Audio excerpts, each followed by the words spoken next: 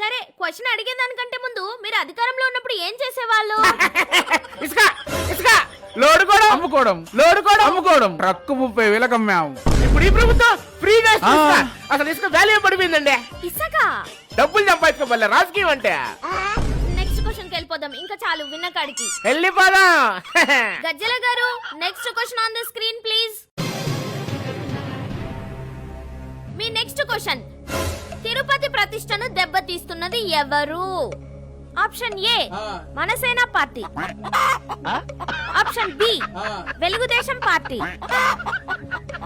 Option C VSRCP party, option D Prajashanti party. అన్నయ్య Prajashanti party అంట, చెప్పేద్దామా?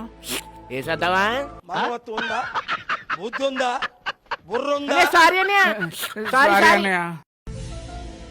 పోనీ ఆ సనాతని జన్సన్ మీద తోసేద్దామా? వద్దన్నయ్య, అదే పాతాళానికి తొక్కేస్తాడు. ఎందుకు? ఇప్పటికే 11 తొక్కేశాడు. పోనీ నిజం ఒప్పేసుకుందామా? వద్దన్నయ్య. ఒప్పేసుకుందాంరా, మనిషి నాకు నిజాయితీ ఉండాలిరా. మనం చేసినా కదా గోశాల లావులు మర్రేసి పట్టించుకున్నావా? రోజా శ్రీవారి టికెట్లు ఇష్టం వచ్చినట్టు అమ్మేసుకున్నా. శ్రీవారి పరకమణిలో కోట్లు కోట్లు కొట్టేసుకున్నా. అవునన్నయ్య. అంతెందుకురా, గోవిందరాజు ఆలయంలో బంగారం కొట్టేశావా? శ్రీవారి శేష వస్త్రాల్లో స్కాన్ చేశావా? అన్నయ్య, ఆ కల్తీ నైతో లడ్లు చేసి కోట్ల మంది భక్తులకు ఇచ్చాడు జగనన్న.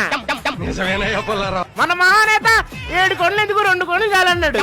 ఆయన ప్రతిష్టని మనకంటే ఎవరు బాగా దెబ్బతీశారా? అవునన్నయ్యో. ఆప్షన్ సి అండి. ఆప్షన్ సి ఫిస్క్. గజ్జల గారు ప్లీజ్ లాక్ ఆప్షన్ సి.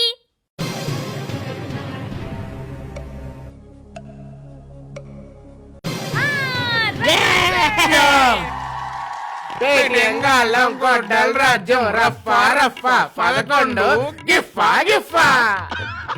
చూసారు కదా, మళ్ళీ నెక్స్ట్ ఎపిసోడ్ లో కలుసుకుందాం. నేను